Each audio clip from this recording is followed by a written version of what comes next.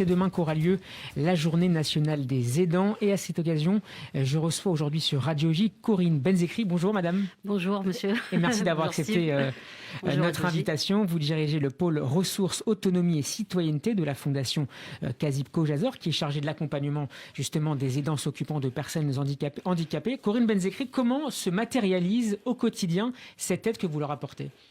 Donc les aidants, peut-être redéfinir ce qu'est un aidant. Oui. Donc c'est une personne qui au quotidien s'occupe d'une personne en situation de vulnérabilité, que ce soit lié à son handicap, que ce soit lié à un problème de santé, une pathologie chronique, ou que ce soit lié à une problématique de dépendance avec l'âge qui se fait par exemple chez les personnes âgées. Donc ces personnes se retrouvent souvent à porter tout seuls leurs proches aidés qui sont en situation de fragilité. Et c'est très dur au quotidien pour eux, puisque généralement, les auxiliaires de vie interviennent quelques heures dans la semaine. Mais le reste du temps, il faut s'occuper d'eux dans tous les gestes de leur vie quotidienne. Sans avoir forcément de formation préalable. Sans avoir de formation préalable. Donc les aidants, ce sont des parents, donc des pères, des mères, des enfants, des petits-enfants, ça peut être un conjoint, mais ce sont aussi des enfants qui s'occupent de leurs parents, qui ont une maladie chronique.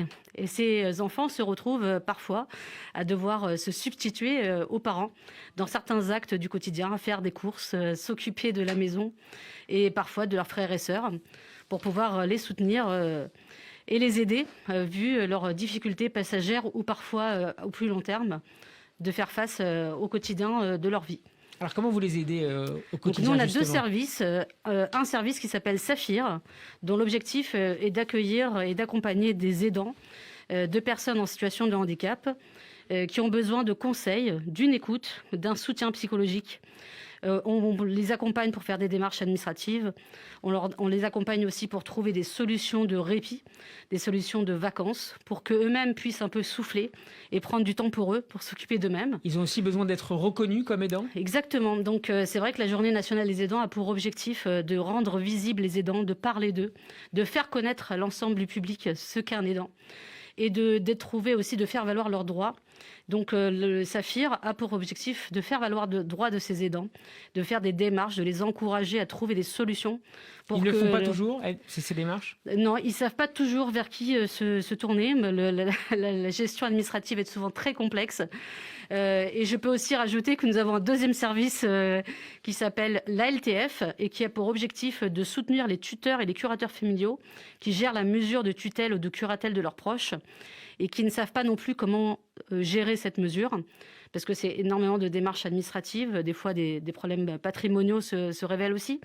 Et donc ce service ALTF qui se trouve dans les mêmes lieux que celui de Saphir, donc à la plateforme Émergence, a pour objectif de soutenir ces curateurs et ces tuteurs, de leur donner tous les conseils dont ils ont besoin pour gérer au mieux tous les besoins de leurs proches aidants. Alors la thématique de cette 12e journée nationale des aidants qui aura lieu donc demain est l'isolement social. Dans quelle mesure la pandémie du coronavirus a accéléré encore ce phénomène ?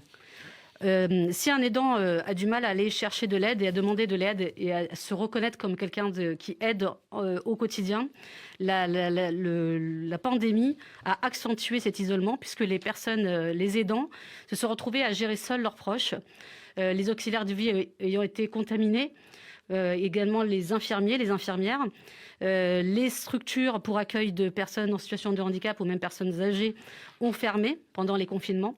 Et du coup, c'est eux qui ont assuré au quotidien, dans leur domicile, on va dire la garde, l'accompagnement de leurs proches, mais sans lien avec l'extérieur, puisqu'il n'y avait plus du tout de lien avec les professionnels, les structures étant fermées. Donc ça a renforcé leur isolement, leur solitude et leur souffrance.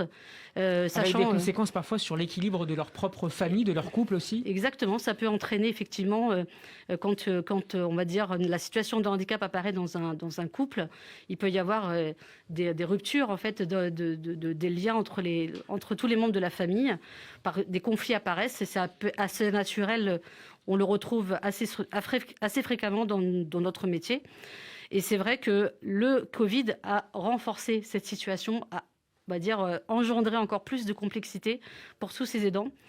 Donc nous, l'idée d'être mobilisés demain pour eux, pour faire valoir leurs droits, pour faire avancer leur cause, parce que ce sont quand même plus de 56% d'entre eux sont des salariés qui ont un emploi et qui se retrouvent en difficulté à devoir aider leurs proches, à devoir les accompagner, à devoir faire certains soins même médicaux, ce qui a été le cas pendant la situation sanitaire, notamment aiguë des premières vagues, donc de faire des actes médicaux, des actes de soins infirmiers, et du coup au détriment de leur propre situation familiale et parfois de leur métier.